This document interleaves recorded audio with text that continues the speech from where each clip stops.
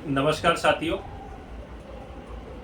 आज हम बात कर रहे हैं इस देश के सबसे बड़े विपक्षी दल कांग्रेस पार्टी के सबसे बड़े नेता राहुल गांधी की अचानक संसद सदस्यता खत्म कर दी गई। उनको 2 साल की सजा सुनाई गई सूरत कोर्ट द्वारा। मैं बात करना चाह रहा हूं, राहुल गांधी जी ने बोला उनकी जिस बात पे ऑब्जेक्शन लिया गया, जिस बात को लेकर ये फैसला सुनाया गया कि सारे मोदी चोर होते हैं, उसमें तो 3-4 मोदियों के उनने नाम भी लिए, नीरव मोदी ऐसे इनके नाम भी लिए उन्होंने। तो उन्होंने बोला सारे मोदी चोर होते हैं। उस बात को लेकर अपील करा गया भाजपा के विधायक के द्वारा और सजा सुनाया गया। ठीक है, अब मैं बात करना चाहता हूं, इतिहास की बात करना चाहता हूं, क्योंकि इस देश में जब तक कि हम बताएं नहीं इतिहास के बारे में, लोग पढ़ने का टाइम नहीं रहता ना, समझने का टाइम नहीं रहता। मैं मेरे पॉइंट ऑफ व्यू से मैं इतिहास की बात करना चाह रहा हूं। सबसे पहले इतिहास में अगर हम महाभारत उठा लेते हैं, महाभारत को हम उठाते हैं, महाभारत हम पढ़ते हैं, तो उसमें कई ऐसे प्रसंग है जिसमें काम एक व्यक्ति ने करा है किसी जात के, पर पूरी जाति को श्राप मिला है या पूरी जाति को वरदान मिला है। दोनों चीजें हैं उसमें। एक उसमें मैं छोटी सी, वैसे तो बताने के लिए बहुत कुछ है, पर मैं 2-3 चीजों में अपनी बात करूंगा कि कुंती माता को युधिष्ठिर कुछ बात बोलते कि ये बात किसी को मत बताना, पर कुंती माता से रहा नहीं जाता और ये बात बता देती है। तो युधिष्ठिर को जब ये पता चलता है तो श्राप देते सारी नारी जाति को कि इनके पेट में कभी भी कोई बात नहीं टिकेगी, ये अंदर अपने कोई भी बात नहीं रख पाएगी। वैसे ही बात करते हैं अब हम, ऐसे बताने को महाभारत में और भी बहुत सारे वरदान, बहुत सारे श्राप है जो पूरी जातियों को दिए गए। पर अब हम बात करते हैं महाभारत की।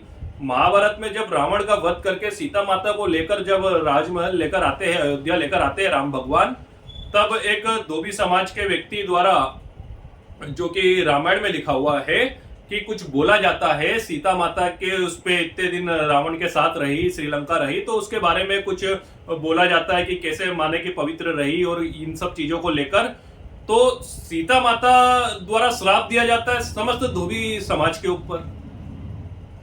उसके बाद ऐसे भी रामायण में भी बहुत सारे ऐसे किरदार है और बहुत सारी चीजें ऐसी हुई है कि श्राप समस्त जातियों को दिया गया और वरदान समस्त जातियों को दिया गया है, बल्कि किया किसी एक व्यक्ति ने है।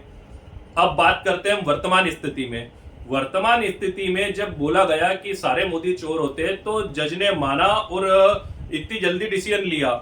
अब मैं बात करना चाहता हूं थोड़ा सा हटकर कि दलित वर्ग से मैं आता हूं, मैं अनुसूचित जाति से आता हूं, तो मैं बात करना चाहता हूं अनुसूचित जाति, जनजाति और एसटी, हमारा आदिवासी जाति, इन लोगों की तो नॉर्मल भाषा में इतनी सूक्तियां और रोज अपमानित होते रहते हैं। और मैं बताना चाहता हूं कि दलित नेताओं को भी नहीं पता कि वो अपमानित होते रहते हैं।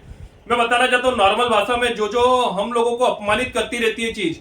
आज हम पुलिस स्टेशन में कोई भी कंप्लेन या किसी भी चीज में जाते हैं, कोई चोर पकड़ा जाता है, वो किसी भी कास्ट, किसी भी जाति या किसी भी एक अपराधी की तरह कोई अपराधी पकड़ा जाता है जो चोरी करते हुए चोरी टाइप के काम करता है, तो उसके लिए नॉर्मल भाषा में पुलिस द्वारा बोला जाता है चोरी चमारी करते हुए पकड़ा गया। बकायदा ये लिखा जाता है चोरी चमारी करते हुए पकड़ा गया। तो चोर का चमार से क्या संबंध है? चमार एक जात है, उसका चोरी से क्या संबंध है? तो इसको जोड़ा गया अपमानित, यानी अपमानित करने के लिए, चमार समाज को अपमानित करने के लिए चोरी चमारी करते। और ये नॉर्मल भाषा में मैं जज साहब से, जिनने फैसला दिया, उनसे पूछना चाहूंगा, उनको बताना चाहूंगा कि कई बार उनकी कोर्ट में भी यही सब जब पेश करा होगा किसी चोर को, क्योंकि हजारों केस पेश होंगे, उसी वक्त बोला होगा कौन है ये, बोले चोर चमार है। तो चोर को जब चमार से बोलते तब जज साहब को नहीं लगा कि अनुसूचित जाति इससे अपमानित हो रही है।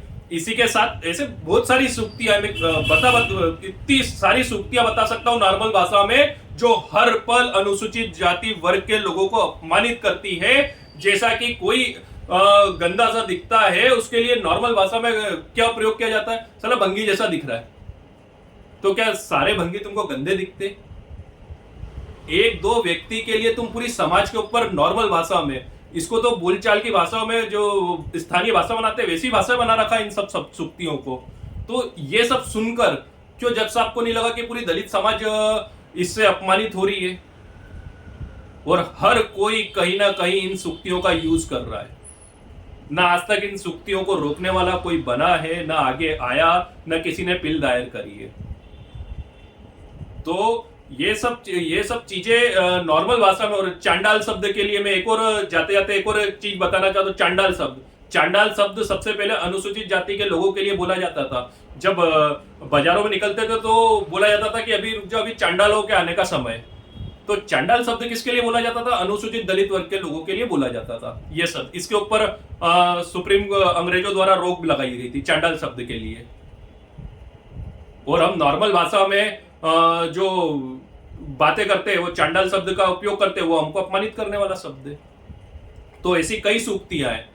पर बात आती है जब ओबीसी समाज के लिए बात आती है, फैसला इतनी जल्दी होता है। लड़ने वाले लोगों ने लड़के कि हमारी समाज अपमानित हुई है। अरे हमारी समाज तो हर पल अपमानित हो रही है, उसके लिए कब और कौन आगे आएगा? अब बात आती है देश के राहुल गांधी जी के ऊपर, देश के ऊपर। तो सबसे पहली बात मैं बताना चाहता हूं कि अप्रैल आने वाला है, बाबा साहब भीमराव अंबेडकर जी की जयंती है, जिनने संविधान दिया था। संविधान का मतलब यही था कि ये देश संविधान से चले, और संवैधानिक जो संस्था है उनका बनाने का मतलब ये है कि जनहितैषी कार्य में वो लगे। अगर कोई गलत कर रहा है उसके लिए लगे। आज उन संस्थाओं का उपयोग करके, भले ईडी हो, सीबीआई हो, और भी जांच एजेंसी हो गई, सारी ताकत हो गई, सरकारी की सत्ता की पूरी ताकत हो गई, वो विपक्ष को डराने के लिए इस्तेमाल किया जा रहा है। जो अब हर व्यक्ति, इस देश की 140 करोड़ जनता से अगर पूछा जाए तो उसके दिल में से कहीं ना कहीं ये निकलेगा। भले मैं सत्ता पक्ष के बीजेपी वालों से पूछना चाहूंगा, वो भी इस बात से एग्री करेंगे कि कहीं ना कहीं इन एजेंसियों का उपयोग इस देश के विपक्षी नेताओं को डराने के लिए, विपक्षी दलों को डराने के लिए किया जा रहा है। तो ये सब देखकर मैं अनुसूचित जाति, जनजाति, इन आदिवासी वर्ग, अल्पसंख्यक इन लोगों से मैं बोलना चाहता हूं कि ये सब देखकर आप खुश मत हो कि आपके आका उन ये सब करके विपक्ष को डरा रहे, बल्कि मेरी बातें सुनकर अपनी आंखें खोल लो कि ये सब दुरुपयोग कर रहे हैं उन संस्थाओं का। क्योंकि जब विपक्ष पूरी तरह दब जाएगा, जब तुम लोगों की आवाज उठाने वाला कोई नहीं रहेगा, तो बारी फिर तुम लोगों की आएगी, बारी सबकी आएगी। क्योंकि किसी भी देश में अगर कोई सत्ता का आईना होता है तो विपक्ष होता है।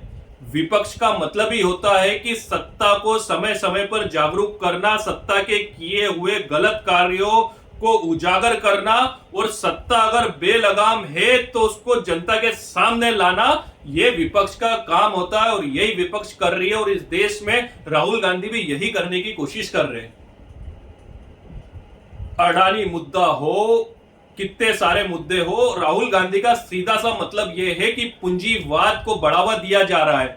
अब मैं सभी अनुसूचित वर्ग के सभी नेता जितने इस वर्ग से आते हैं, आदिवासी वर्ग से आते हैं, अल्पसंख्यकों से आते हैं, मैं इन लोगों से पूछना चाहता हूं कि अगर इस देश में पूंजीवाद बढ़ रहा है, निजीकरण बढ़ रहा है, तो उससे सबसे बड़ा नुकसान किसको है? आप किस पार्टी को बिलोंग करते हैं, किस विचारधारा के साथ जुड़े हैं? इन सबसे हटकर एक बार अकेले में बैठकर इस बात से मंथन करना कि निजीकरण से इस देश में किसको फायदा है।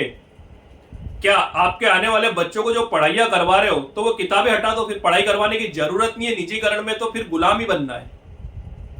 अफसर बनने वाली अगर सोच, अफसर बनने वाली फीलिंग, अगर अफसर बनने वाली अगर कहीं से स्थिति बनेगी तो वो हमारी निजीकरण में तो बन ही नहीं सकती है। वो सरकारी संस्थान में बनेगी जहां पर बैठकर गर्व होता है कि हम देश के लिए काम कर रहे हैं। अगर उन्हीं संस्थानों को निजीकरण में दे रहे तो ये देश के साथ, इस देश के भविष्य के साथ एक बहुत बड़ा धोखा है। और इस तरह से अगर इस देश के लोग खुश होते रहेंगे और ये सोचते रहेंगे कि अच्छा हो रहा है, कि विपक्ष खत्म हो रहा है, इस विचारधारा ज्यादा ताकतवर बनती जा रही है, तो ये समझ लो कि सबसे पहले तुम ही वो कुल्हाड़ी हो जो अपने ही जड़ों को काटने का काम कर रही हो। सत्ता आती जाती रहेगी, सत्ता पे परमानेंट कोई नहीं रहता है। कांग्रेस ने भी सत्ता पे राज करा है, सत्ता पे बैठी है। आज बीजेपी है, संयुक्त सरकार भी इस देश में बनी है। कल को वापस सत्ता चेंज होगी। किस पार्टी, किस विचारधारा की सत्ता पे बैठेंगे इसका हम बोल नहीं सकते। पर ये जो संस्थाओं का निजीकरण हो जाएगा, सत्ता आने जाने के बाद भी वो पूंजीवादी लोगों पूंजीवाद को फैला चुके होंगे। यानी वो दौर आ जाएगा कि रानी के पेट से ही राजा का जन्म होगा। एक गरीब मजदूर सोच भी नहीं सकेगा कि उसका बेटा किसी ऑफिसर लेवल पे पहुंचेगा। ये सब गंभीर चीजें हमें समझना होगा, और ये सब समझने के लिए हमें विचारधाराओं से दूर जाकर हमें सारी चीजों से, धर्म, जाति और इन सब चीजों से दूर होकर इस देश के इतिहास को, भविष्य को मिलाकर वर्तमान को हमें समझना होगा। हमें यह भी समझना होगा कि इस देश का भविष्य क्या था, इस देश में हमारा भविष्य क्या होगा। हमें इतिहास पढ़ना होगा, समझना होगा किस परिस्थिति से देश खड़ा हुआ है, किस परिस्थिति से देश लड़ रहा है और किस और देश जा रहा है। अगर ये सब संस्थाएं खत्म हो गई, पूर्ण तरह से निजीकरण आ गया, हम आर्थिक गुलाम तो बनने की दौड़ रहे हम और लगभग बन चुके हैं। हम आर्थिक गुलाम तो हम बन ही चुके हैं। क्या हम कल्पना कर पाएंगे कि मजदूर गरीब व्यक्ति का बेटा, आदिवासी वर्ग के उस व्यक्ति का बेटा ऑफिसर बन पाएगा? शिक्षा का निजीकरण, स्वास्थ्य का निजीकरण, जो सबसे महत्वपूर्ण, आज लाखों रुपए की फीस है, एक मिडिल क्लास इंसान अपने बच्चों को पढ़ा नहीं सकता है। आज स्वास्थ्य का निजीकरण, एक व्यक्ति अगर घर में बीमार हो जाए ना, तो पूरे घर की जितनी सेविंग होती है, भले वो 2 भाई हो 3 भाई हो, वो पूरे बुजुर्ग के उसमें बीमारी में हॉस्पिटल वाले पूरा का पूरा चूस लेते। इतनी महंगी दवाई गोली, इतना महंगा इलाज है। आज सत्ता में बैठे हो तो इसका मतलब ये थोड़ी है तुम उसका सत्ता का इस्तेमाल करके, उन संवैधानिक शक्तियों का इस्तेमाल करके, उन संस्थाओं का इस्तेमाल करके तुम विपक्ष को डराने का काम करोगे, तुम विपक्षी दलों को डराने का काम करोगे, तुम यहां पर लोकतंत्र खत्म होने की बात करोगे। ये गुंडा राज थोड़ी है कि मैं कुर्सी पे बैठ गया। ये लोकतंत्र है। लोकतंत्र की ताकत सत्ता भी होती है, लोकतंत्र की ताकत विपक्ष भी उतनी होती है जितनी सत्ता होती है। इस चीज को हमें गहराई से समझना होगा। हमें माननीय राहुल गांधी की लड़ाई को समझना होगा कि वो किसके लिए लड़ रहे हैं, वो किसके खिलाफ लड़ रहे हैं। वो सिंपल सी चीज है, पूंजीवाद के खिलाफ लड़ रहे हैं। किसके खिलाफ बोलने पे उनको सजा हुई?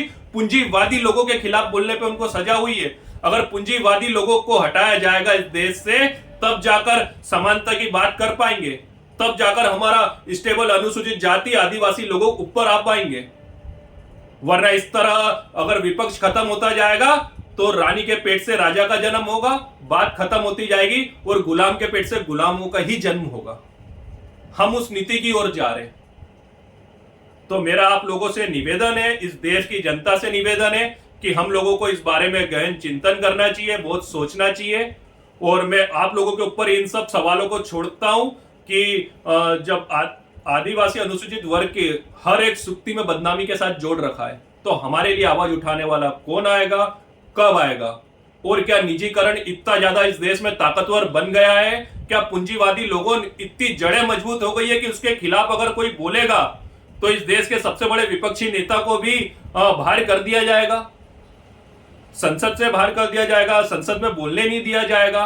तो ये हमें विचार करना होगा कि हमें इस देश को बाबा साहब के और गांधी जी के उस ओर ले जाना है, समानता की ओर ले जाना है, या पूंजीवादी की ओर ले जाना है, जहां से हमने 200 साल की गुलामी पूंजीवादी के चक्कर में हमने खत्म करी अंग्रेजों की।